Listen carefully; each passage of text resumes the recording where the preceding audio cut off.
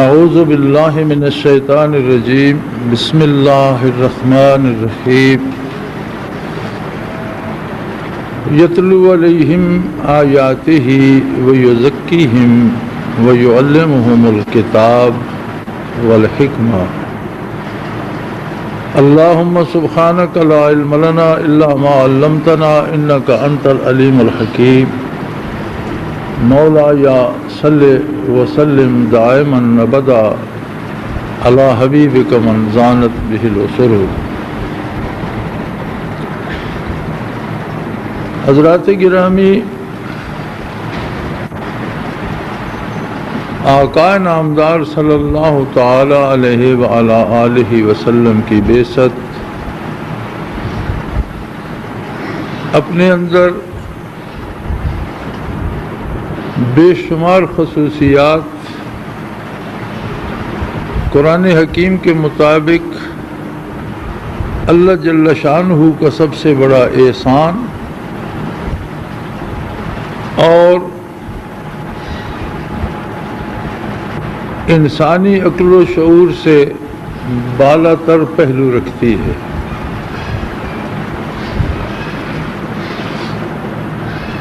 آپ صلی اللہ علیہ وآلہ وسلم کے مقام و مرتبے کے مطابق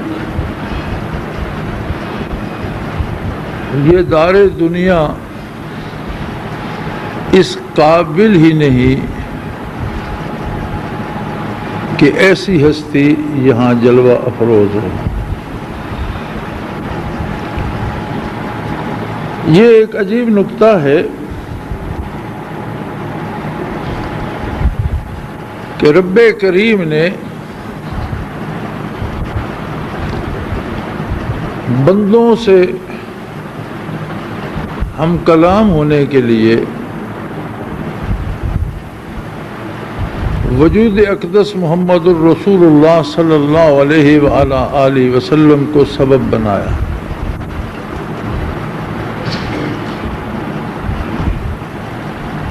یوں تو ہر نبی اللہ کی بات بندوں کو پہنچانے کے لیے مامور ہوا اور مبعوث ہوا، لیکن ہر نبی مخصوص قوم، ایک خاص زمانے، ایک خاص وقت کے لیے مبعوث ہوا۔ یہ بات منفرد ہے انسانی تاریخ میں کہ اللہ کا ایک نبی، ایک رسول بعثت سے لے کر قیامت تک آنے والی ساری مخلوق کی طرف مبعوث ہو، تمام اقوام عالم کی طرف مبعوث ہو، تمام ممالک کی طرف مبعوث ہو، اور روئے زمین پر بسنے والے ہر فرد و بشر کو اسی کی زبان حق ترجمان سے اللہ کا پیغام پہنچے۔ یہ مقام و مرتبہ صرف محمد الرسول اللہ صلی اللہ علیہ وآلہ آلہ وسلم کا ہے۔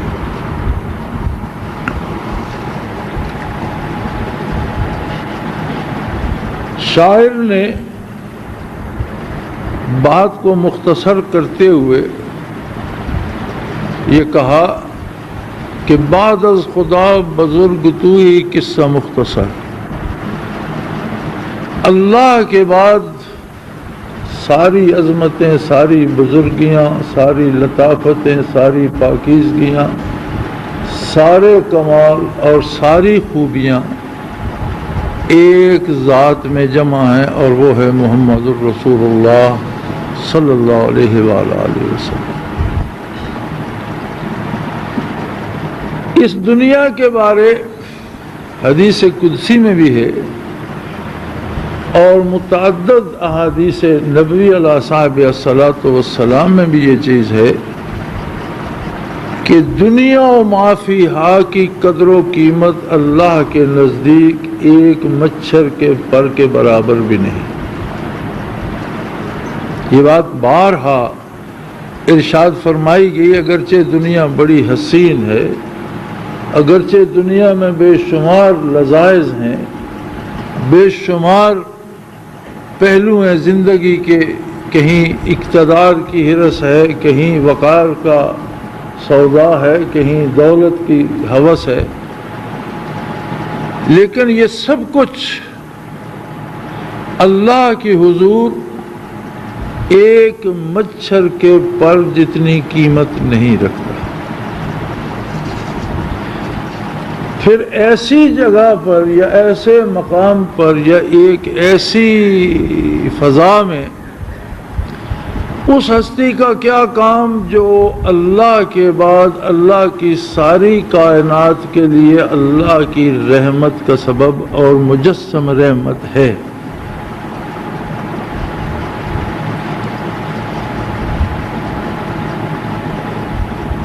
اگر ایسی بات ہے اور عظمت رسالت کا مقام و مرتبہ اللہ کے نزدیک اتنا بلند ہے، اتنا بلند ہے کہ ہم سمجھ نہیں سکتے۔ قرآن کے مثالی مسلمان اور اللہ کے وہ بندے جن پر اللہ خود فخر فرماتا ہے، اللہ کے وہ بندے جنہوں نے 13 سالہ مکی زندگی میں دنیا کی ہر مصیبت برداشت کی اور رفاقت پیغمبر صلی اللہ علیہ وسلم کا حق ادا کر دیا، اللہ کے وہ بندے جنہوں نے گھر بار، دولت، مال، جائیداد، شہرت، عزت، رشتے، ہر چیز قربان کر دی اور مہاجر کہلائے، اللہ کے وہ بندے جو بدر میں ایک لشکر جرار کے سامنے بے سر و سامانی کی حالت میں سفارہ ہو گئے، اور اللہ کے وہ بندے جن کے لیے محمد رسول اللہ صلی اللہ علیہ وسلم نے ارشاد فرمایا کہ اے اللہ، آج میں سارے کا سارا اسلام لے آیا۔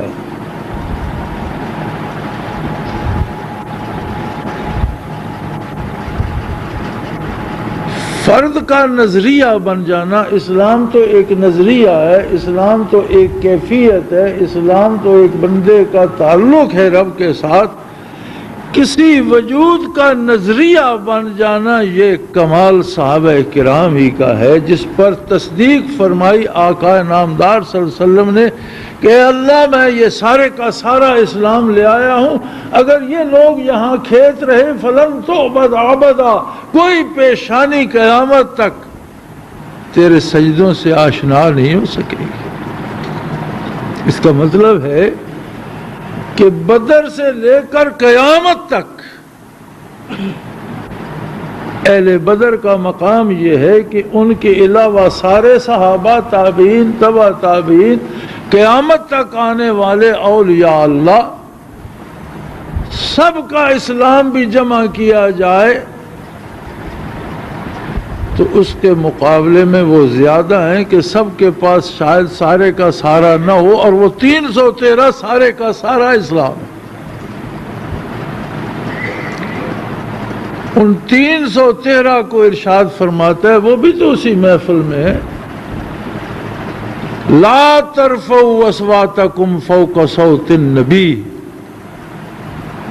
خبردار کبھی میرے نبی کے حضور آواز اونچی نہ کرنا، نبی علیہ السلام کی آواز سے تمہاری آواز بلند نہ ہونے پائے۔ اگر ایسا ہو گیا ان تحبط اعمالکم، یہ تمہاری ساری نیکیاں ضائع ہو جائیں۔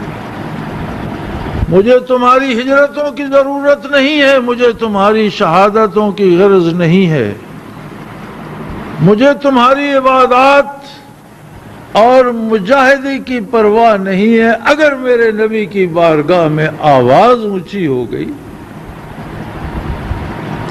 وَأَنْتُمْ لَا تَشْعُرُونَ، اس کے دو معنی کیے ہیں مفسرین نے۔ اگر اس کا عطف حبت اعمال پر ہے تو معنی یہ ہے کہ تمہارے سارے اعمال ضائع ہو جائیں اور تمہیں خبر بھی نہ ہو، لیکن اس کا معطوف لا ترفعوا اصواتکم بھی ہے، اور اگر اس کا عطف لا ترفعوا اصواتکم پر ہے تو معنی یہ ہوگا کہ غیر شعوری طور پر بھی اگر تمہاری آواز بلند ہو گئی تو میں تمہاری نیکیوں پر لکیر پھیر دوں، بلا ارادہ بھی کبھی اونچی آواز میں بات کر لی تو مجھے تمہاری کسی نیکی کی کوئی ضرورت نہیں۔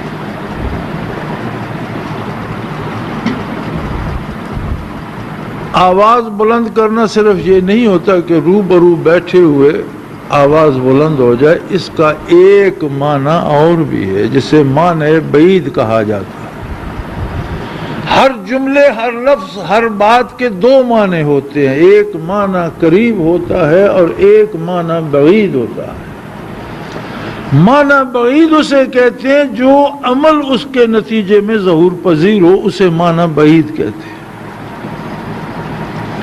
ایک حکم دیا جاتا ہے کہ پانی پیو، اس کا معنی قریب یہ ہے کہ آدمی اٹھا کر پانی پی لے، لیکن معنی بعید یہ ہے کہ اس نے اس کہنے پر عمل کر لیا، وہ معنی بعید ہے۔ خود ذات باری کے جتنے اوصاف قرآن میں آتے ہیں، مثلا ید اللہ فوق ایدیہم، اب ید کا لفظ انسان کے لیے بھی ہے، ید کا لفظ ذات باری کے لیے بھی ہے، تو انسان کا ید تو اس کا ہاتھ ہے، لیکن اللہ تو جسم سے بالا تر ہے، اللہ کا ہاتھ کیا ہے؟ وہاں معنی بعید ہوگا کہ اگر آپ کسی کے ہاتھ پر ہاتھ رکھتے ہیں تو مراد کیا ہے؟ آپ اس کے محافظ ہیں، آپ اس کی پناہ ہیں، آپ اس کی حفاظت کریں گے، آپ اس کے ساتھ ہیں پوری طرح سے۔ یہ معنی بعید وہاں مقصود ہے کہ اللہ کی مدد، اللہ کا کرم، اللہ کی شفقت، اللہ کی حفاظت ان کے ساتھ۔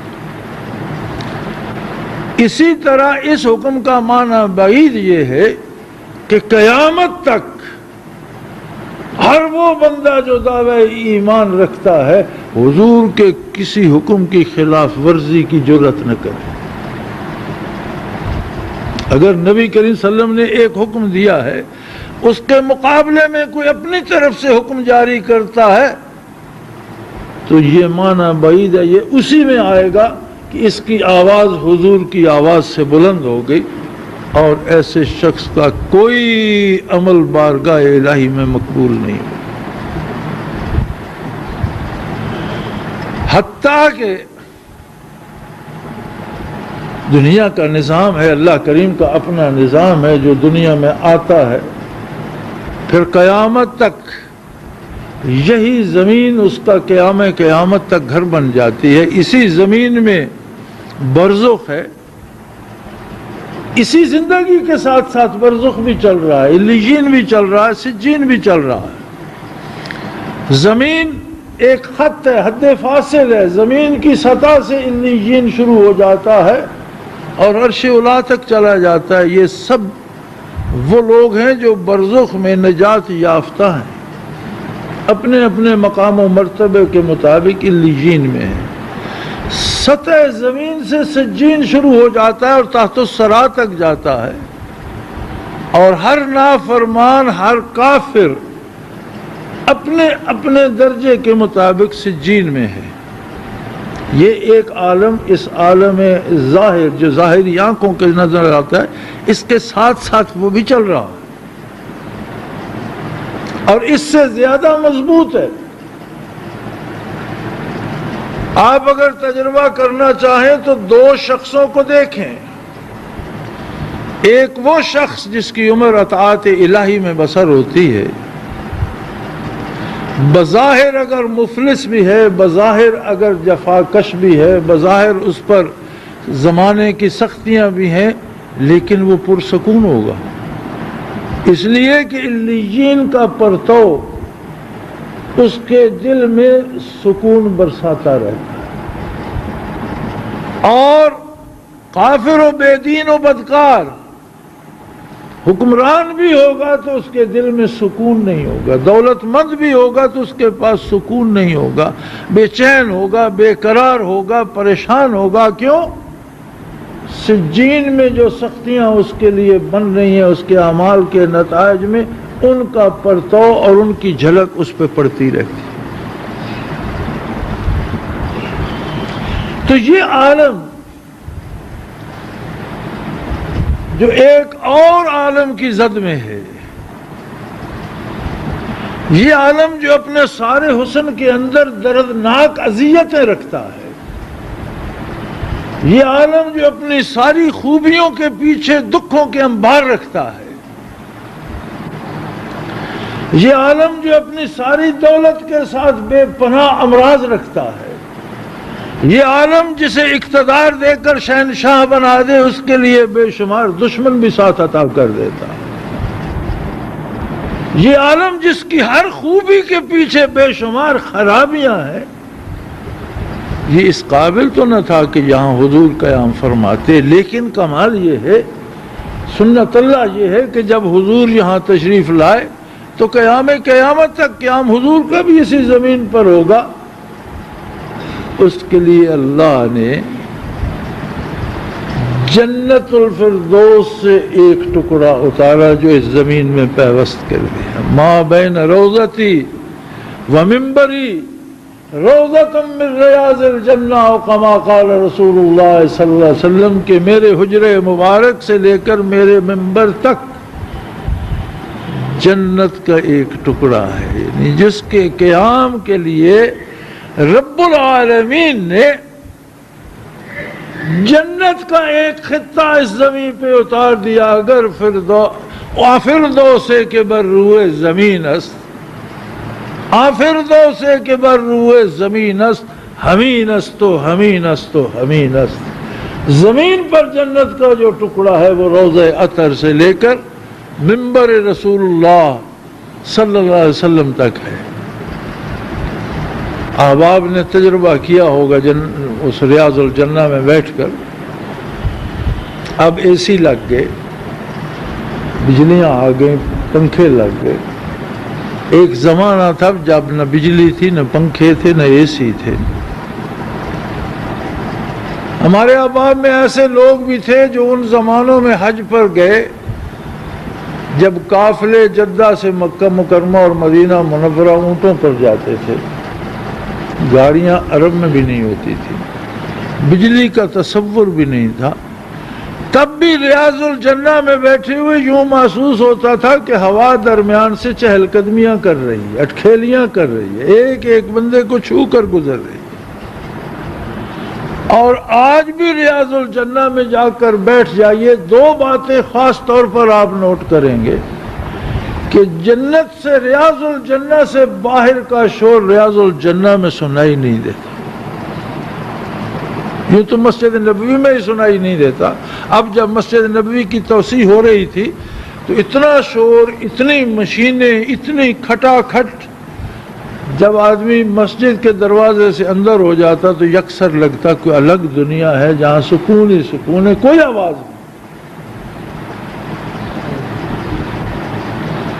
اور یہ تو میرا ذاتی تجربہ ہے کہ اس کنسٹرکشن کے پاس سے گزرتے سارے شہر میں کھٹا کھٹ کا شور ہوتا، بلڈوزر چل رہے ہیں، مشینیں چل رہی ہیں، کھٹا کھٹ شور مچا ہوا ہے۔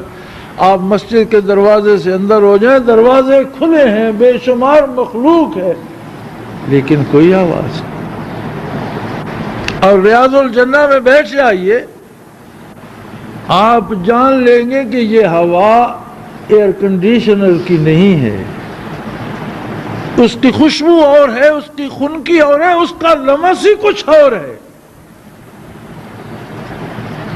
اس لیے کہ جنت اس دنیا کی ہوا کی محتاج نہیں ہے، اس کی اپنی ہوائیں ہیں، اس کی اپنی کیفیات ہیں، اس کی اپنی روشنیاں ہیں۔ تو جس ہستی کے قیام کے لیے اللہ نے جنت سے ایک خطے کو زمین پہ بھیجا، اس دنیا میں اس کا کیا کام؟ صرف ایک کام، فرائض نبوت کی بجا آوری۔ حضور حجۃ الوداع میں جلوہ افروز تھے، عرفات میں یہ آیت کریمہ نازل ہوئی، الیوم اکملت لکم دینکم واتممت علیکم نعمتی ورضیت لکم الاسلام دینا، آج کے دن میں نے تمہارا دین مکمل کر دیا، اور وہ تمام نعمتیں جو مخلوق میری بارگاہ سے حاصل کرنے کی استعداد رکھتی ہے وہ ساری کی ساری اس میں سمو دی۔ اتممت علیکم نعمتی، میں نے اپنی نعمتیں تم پر تمام کر دی، اب اس کے باہر کسی نعمت الہی کا کوئی تصور نہیں، اور تمہارے لیے دین اسلام کو پسند کر لیا۔ تو صحابہ کبار میں خوشی کی لہر دوڑ گئی۔ 23 برس مسلسل قرآن کریم نازل ہوتا رہا اور روز انتظار ہوتا تھا آج کیا حکم نازل ہوتا ہے، آج کیا بات ہوتی ہے، ہماری کوئی بات درجے قبولیت کو پہنچتی ہے یا ہماری کسی بات پہ تنبیہ ہوتی ہے، گرفت ہوتی ہے، آج کیا ہوتا ہے۔ جب مکمل ہو گیا دین تو بڑے خوش ہوئے، کیا نیا حکم آتا ہے پہ اس پر عمل کیا جائے۔ ایک دوسرے کو سب نے مبارکیں دیں تو کہا ابو بکر کو تلاش کرو رضی اللہ تعالی عنہ، سب سے زیادہ مبارک کا مستحق تو وہ یار غار ہے۔ آپ کو دیکھا تو خیمے میں کونے کی طرف منہ کیے بیٹھے زاروں قطار رو رہے، حضرت ہم تو مبارک دینے آئے تھے، یہ آیت کریمہ نازل ہوئی، اللہ کی نعمتیں تمام ہو گئیں، دین مکمل ہو گیا۔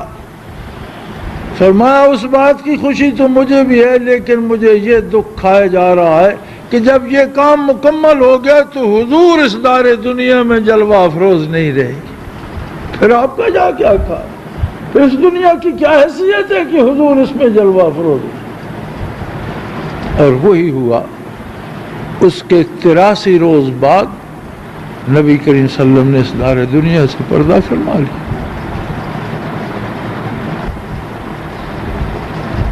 حضور اس کام کے لیے تشریف لائے تھے جس کا پہلا حصہ ہے یتلو علیہم آیاتہ، کہ میری باتیں میرے بندوں کو پہنچائے۔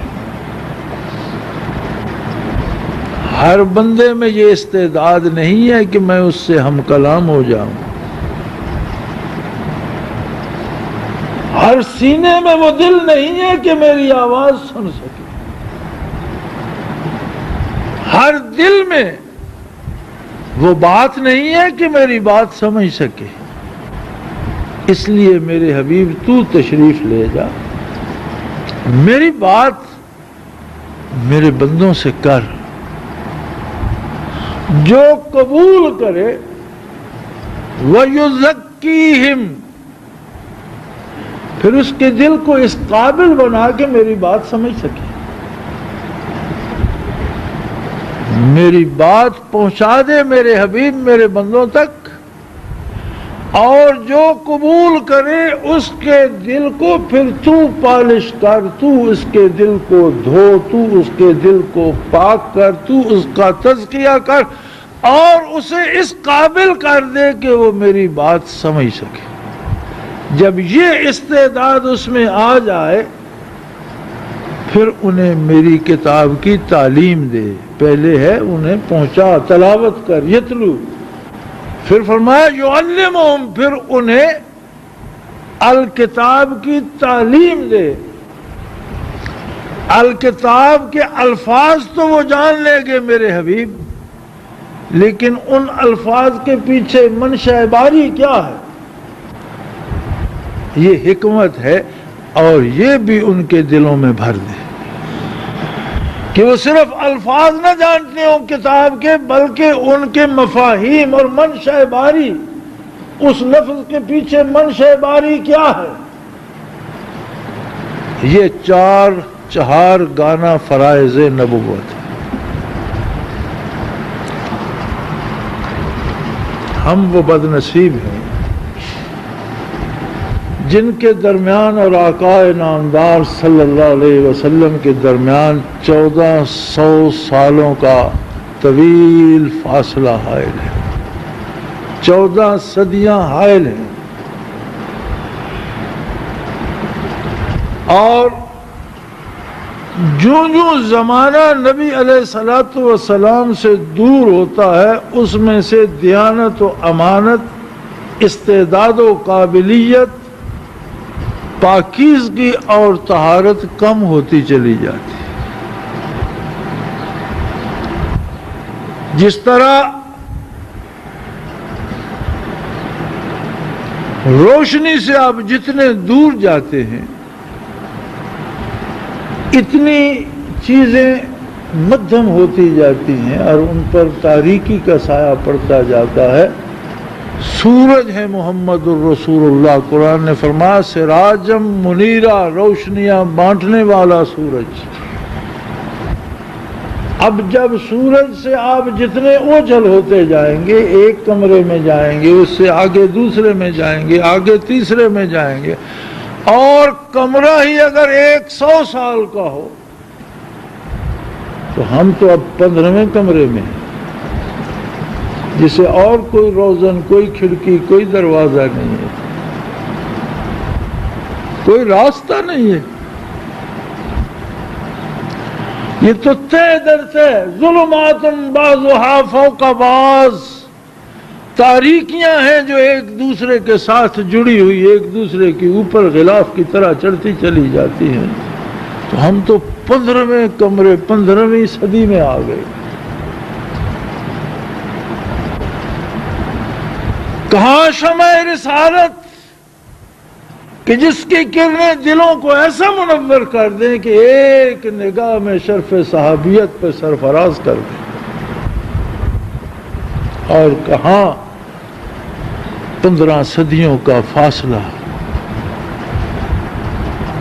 لیکن اللہ نے جب کوئی نیا نبی نہیں بنانا تھا، نیا رسول مبعوث نہیں کرنا تھا، نئی شمع روشن نہیں کرنی تھی، تو ایسے اسباب پیدا فرما دیے کہ اسی سورج کے گرد چاند اور ستارے بنا دیے، جو اسی سورج سے روشنیاں لیتے ہیں اور جہان کو منور کرتے ہیں۔ اب قطبین پہ 6 مہینے کی رات ہو جاتی ہے، 6 مہینے سورج نظر نہیں آتا، لیکن کیا اندھیرا ہو جاتا ہے؟ نہیں، اندھیرا صرف اندھوں کے لیے ہوتا ہے۔ آنکھوں والوں کو ستاروں کی روشنیاں راستہ دکھاتی رہتی، جس طرح فجر کا سماں ہوتا ہے اس طرح کی روشنی ستاروں کی رہتی ہے۔ ستارے روشنی کہاں سے پاتے ہیں؟ سورج سے۔ ستاروں میں اپنی روشنی نہیں ہوتی، چاند کے پاس اپنی روشنی نہیں ہوتی، سورج سے مستعار لیتا ہے اور کائنات پہ بانٹتا ہے۔ ایک ایک ستارہ سورج سے مستعار لیتا ہے۔ مخلوق کو جب ان صدیوں کے پیچھے جانا تھا، بے شمار دلوں کو اللہ نے سورج کے گرد چاند اور تاروں کی طرح جمع کر دیا، اور یہ ستارے تب تک روشنیاں بانٹیں گے جب تک یہ زمین و آسمان قائم۔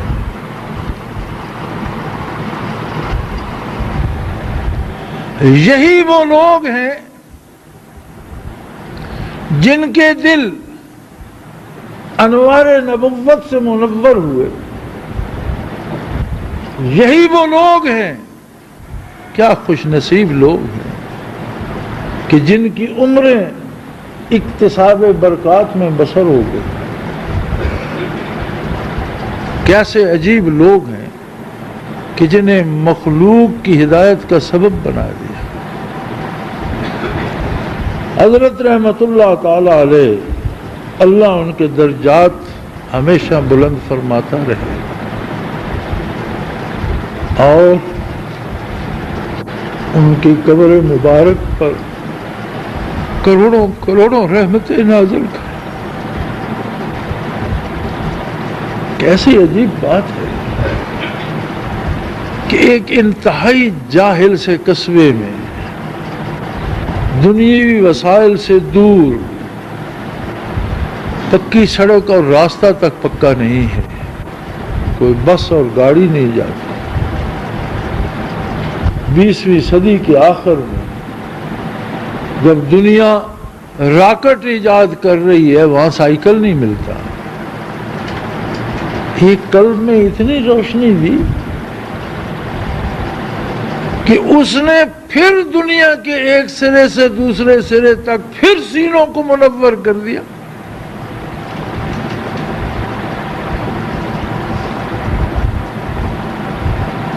ہم نے بے شمار اہل اللہ کے واقعات پڑھے، الحمدللہ اولیاء اللہ کے واقعات پڑھنا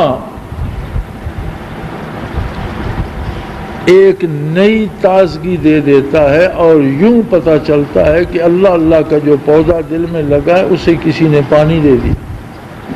محض اہل اللہ کے حالات کا مطالعہ کیا جائے تو دل میں یہ محسوس ہوتا ہے کہ جو ایک ننھا سا پودا دل میں ہے اسے کسی نے پھر سے پانی دے دی، اس میں تازگی و فرحت آ جاتی ہے۔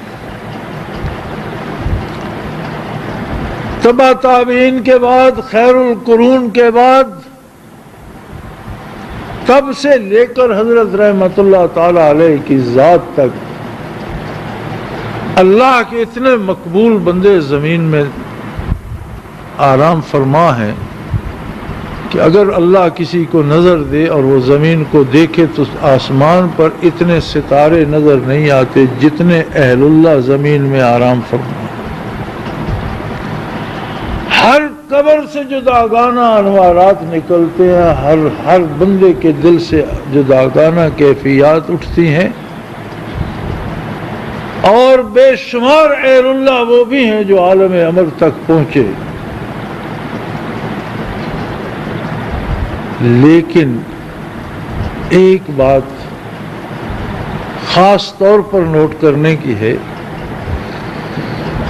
صحابہ کے پاس جو آیا تابعی ہو گیا، تابعین کے پاس جو آیا تبع تابعی ہو گیا، تبع تابعین کے پاس آنے والے سارے ولی نہیں ہو سکے۔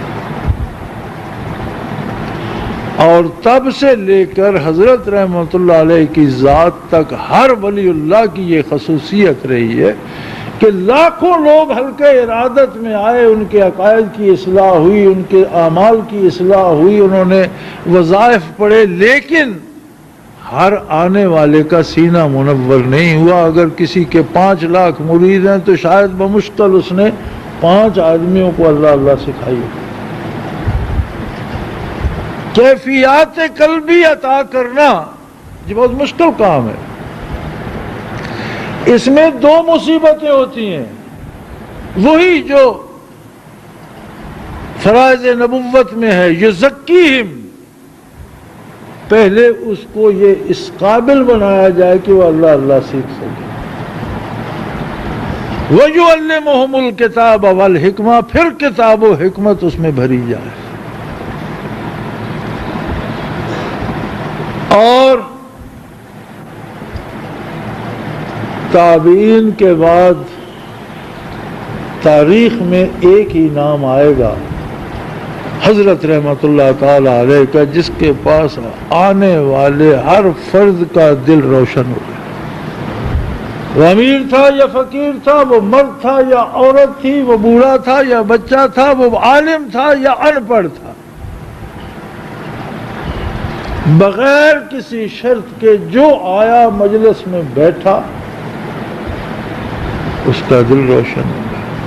یعنی ہمیں ان 14 تاریک ترین بڑے بڑے 100 سال کے کمروں سے آگے سے آگے 15ویں تاریک ترین دور میں جب ہم داخل ہوئے، اللہ کریم نے اتنیاں روشنیاں بکھیری کہ پھر سے ایک چاند طلوع کر دی۔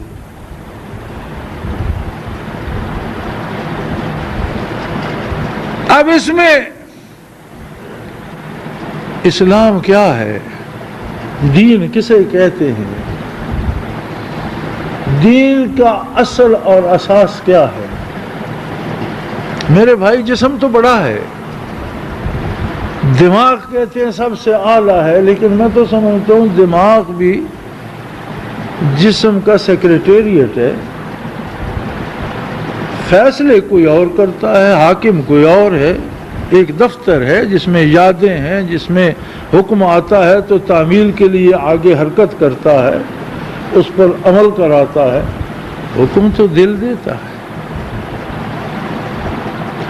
اور دل بھی یہ پمپنگ مشین نہیں، کہیں دور اس کے اندر کوئی چیز ہے جسے فواد کہتے ہیں، اس کے اندر کوئی ہے ایسی شے، کوئی ایسا نقطہ جہاں آرزویں جنم لیتی ہیں، جہاں خواہشات پیدا ہوتی ہیں، جس کی پسند و ناپسند پہ فیصلے ہوتے ہیں۔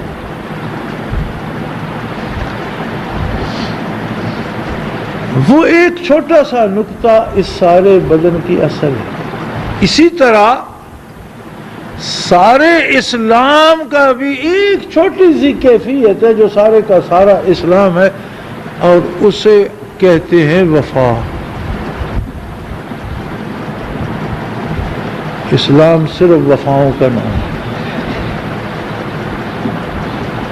مجاہد جہاد کرتا ہے، اپنی جان ہار جاتا ہے، کیوں؟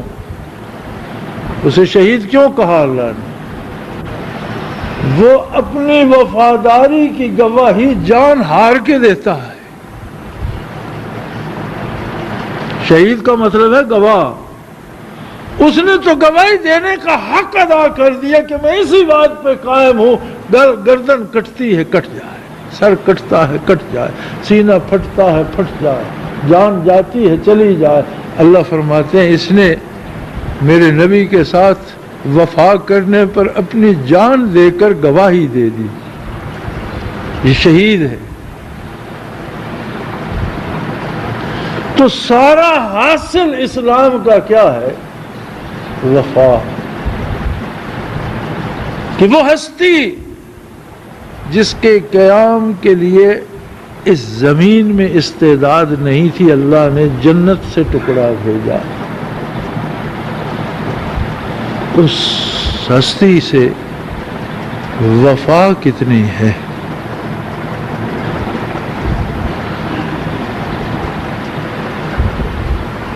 جب وفا کی بات چلتی ہے تو ایک فارسی کا شاعر کہتا ہے، پائے سگ بوسید مجنو خلق گفتائی چبوت۔ کتا گزر رہا تھا اور مجنو نے پکڑا اور اس کے پاؤں چومنے لگا۔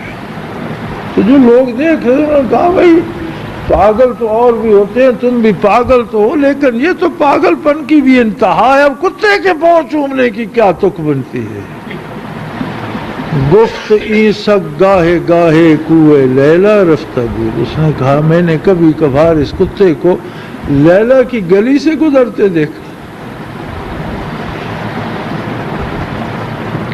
وفا ایک عمل استمرار ہے، ایک تسلسل ہے، اس میں ایک نہ ختم ہونے والا عمل ہے۔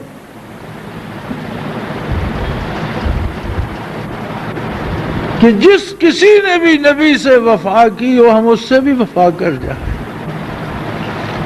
جو اس گلی سے گزرا ہو اس کے نقش کف پا کو بھی چومے، جو اس کی بات کرے اس کی باتوں پہ بھی نچھاور ہو جائے، جو اس کا کام کرے ہم اس کے دست و بازو بن جائیں۔ کیوں؟ ہمیں اس سے وفا کرنی ہے جس کا یہ غلام۔ کتے سے تو مجنوں کو کوئی پیار نہیں تھا، گلی سے تو مجنوں کو کچھ لینا دینا نہیں تھا، بات تو لیلا تک پہنچی۔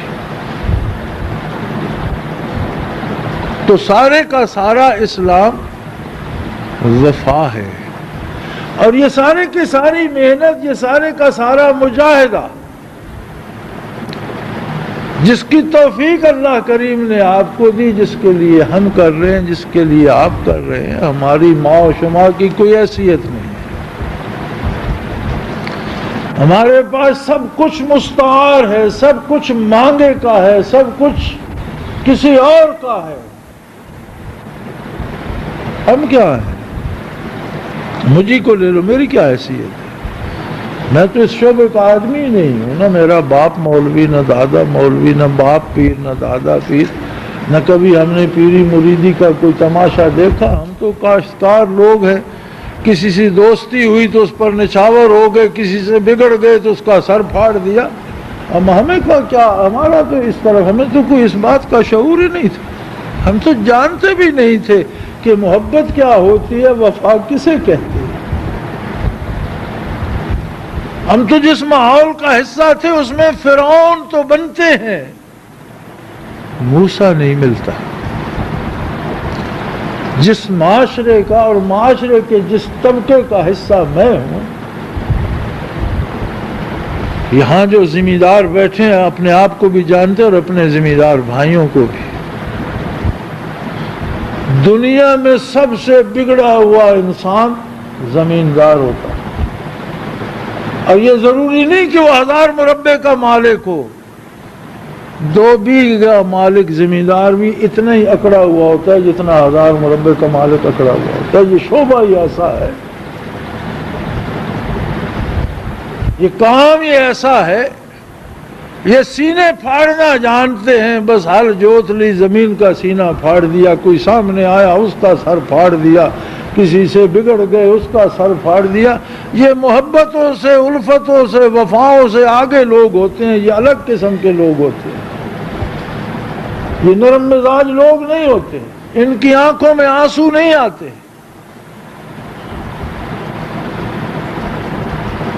ہمارے ساتھ ایک گاؤں ہے، وہاں لڑائی ہوئی اور ایک بھائی قتل ہو گیا، اور اس کا دوسرا بھائی آیا، اب ناش پڑی تھی تو اس کے چہرے سے چادر ہٹا کر اتنی بڑی گالی دی اسے، اور کہا کہ تم نے میرا انتظار کیوں نہیں کیا، اکیلے ہی مارے گئے نا۔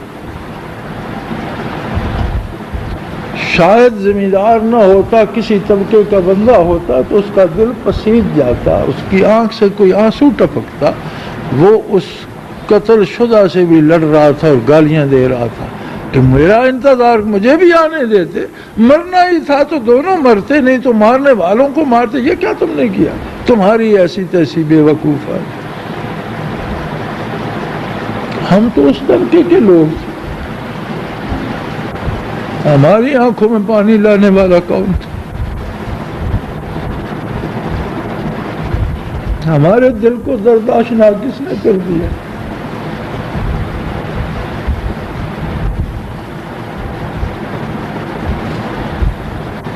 میں بھی آپ بھی، میں سمجھتا ہوں کہ جس کسی نے ہمیں تراشا اس نے بہت مشکل کام کیا۔ کہاں منبر رسالت،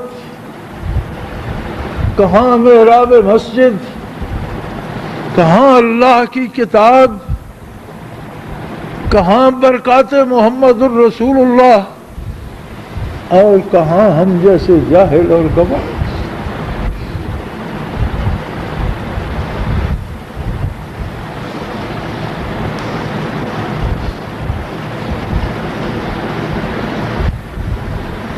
جزاک اللہ کے چشمم باز کر دی، جزاک اللہ کے چشمم باز کر دی، مرابا جانے جہاں ہم راز کر دی۔ ہمیں تو کسی نے پہاڑوں سے اٹھا کر، جنگلوں سے، ویرانوں سے اٹھا کر اس بارگاہ میں پہنچا دیا جہاں فرشتے بھی جھجک کر جاتے ہیں۔ اب ہماری زندگی کیا ہے کہ ہم اس سے وفا کتنی کرتے ہیں، یہی ہمارا اسلام، یہی ہمارا دین ہے، یہی ہماری عبادت ہے، یہی ہمارے ذمے ہے کہ ہم اپنی طرف سے اب کیا کریں۔ اس طرف سے کیا ہوا وہ تو بے حد و بے حساب ہے۔ اب ہم کیسے وفا کرتے ہیں، یہی اسلام۔ سارے کی ساری محنت، سارے کا سارا مجاہدہ، ارے دنیا میں جو ہوتا ہے وہ خود کرتا ہے۔ اگر کہیں کفر کو غلبہ دے دیا تو مسلمان بدکار ہو گئے اور انہیں سزا دینے کے لیے ان پر کافر مسلط کر دیے، جب چاہے گا کافروں پر اپنے ایسے بندے مسلط کر دے گا، وہ ان کے اوپر خچے اڑا دے. یہ کوئی پہلی بار تو نہیں، ہمیشہ ہوتا ہے.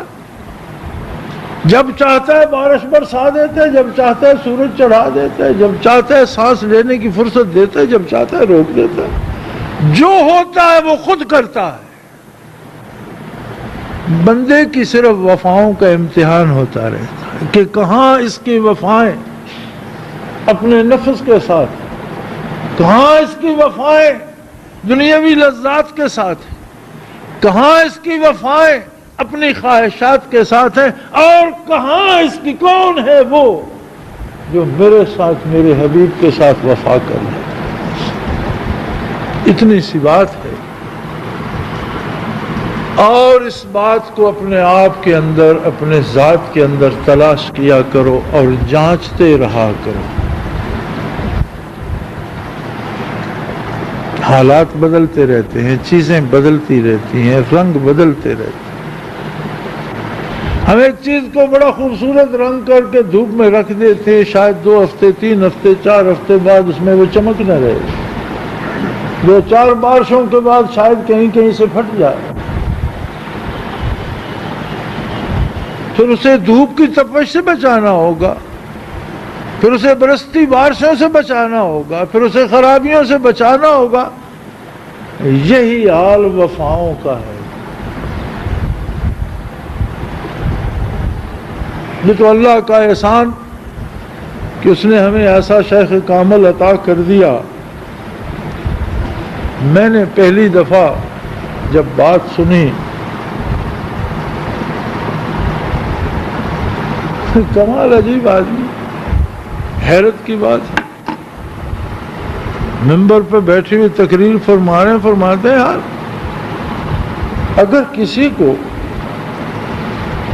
بارگاہ نبوی کی حاضری کا شوق ہو تو میرے ساتھ آ جائے، پیٹ بھر کے کھائے، آرام کرے، بے شک موج کرے، لیکن میں اللہ اللہ کراؤں گا، وہ کرتا رہے.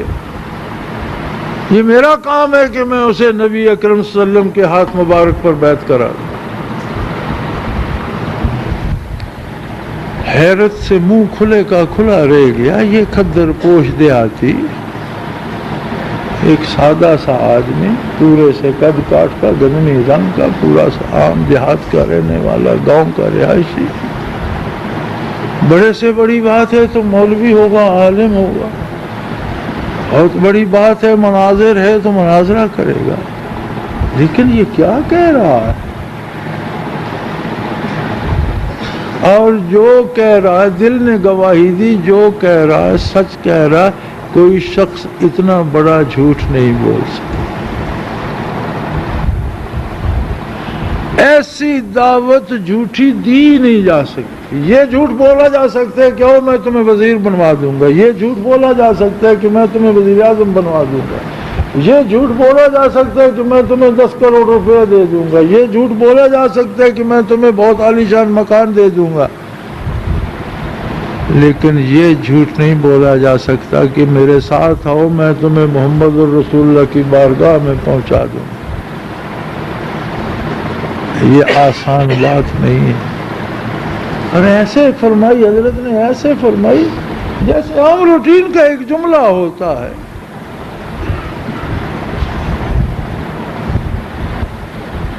اس بیان کی، اس جملے کی وہ جو سادگی تھی، اس میں جو صداقت تھی، اس نے اسیر کیا. اور اللہ کا احسان ہے کہ عمر اس قید میں بسر ہو.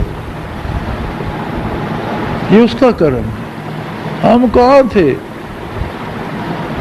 میں تو مولویوں کو سننے جا ہی نہیں کرتا تھا. میرا تو مزاج ایسا تھا کہ میں مولوی کی بات سننے نہیں جاتا تھا.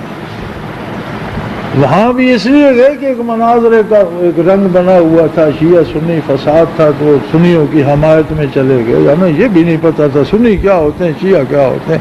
یہ پتا تھا کہ ہماری پارٹی سنیوں کے ساتھ ہے، بس چھوٹے لے کر چلے جاؤ، کوئی شیعہ شرارت کرے گا سر پھاڑ دیں گے.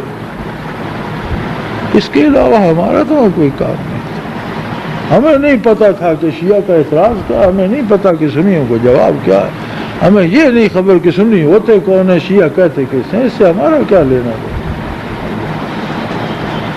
لیکن اس میں وہ اس ایک جملے نے ایسا قید کیا کہ عمر بیت گئی. اور اگر اللہ اس عمر کو لاکھوں گنا بڑھا دے تو اللہ کرے اس قید سے کبھی آزاد نہ،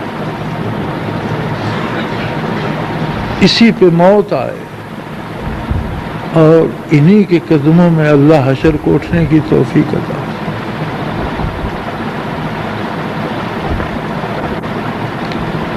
سب کا حاصل تصوف، ولایت، قرب، سب کچھ وفا ہے. اپنی حیثیت کے مطابق ہر کوئی وفا کرے گا، اپنی استعداد کے مطابق کرے گا، لیکن کرے تو وفا. اگر وفاؤں میں فرق آ گیا، عبادات سے روح نکل جائے گا. وفاؤں میں فرق آ گیا، تعلق باللہ کی روح ختم ہو جائے گی. اگر وفاؤں میں فرق آ گیا تو بارگاہ نبوی سے جو برکات آتی ہیں رک جائے گی. ہر بندہ اپنا جج خود ہے. ساری زندگی ہم دوسروں کے جج بنے رہتے ہیں، حالانکہ سب سے پہلی ججمنٹ ہمیں اپنے لیے دینی چاہیے کہ میں کیا کر رہا ہوں.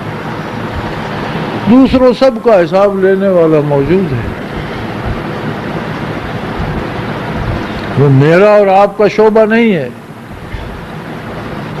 اگر دنیاوی احتساب ہے تو اس کا ایک نظام ہے، وہ جو اس نظام کا حصہ ہے وہ نہیں لیتے تو ان کا بھی حساب لینے والا ہے. کسی کے اندر کیا ہے وہ جانے، اس کا رب جانے، وہ اپنے نتائج پائے گا. لیکن ہمیں یہ ضرور دیکھنا چاہیے کہ میرے اندر وفائیں کتنی ہیں، خطائیں کتنی. خطاؤں سے اللہ کی مدد مانگو، نکلنے کے لیے ہر وقت کوشاں رہو. وفاؤں کے لیے اللہ کی مدد مانگو کہ اس میں اضافہ ہوتا رہے. اللہ کریم ہم سب کی خطاؤں سے درگزر فرما کر وفاؤں سے آشنا کر دے. وآخر دعوانا ان الحمدللہ رب العالمین.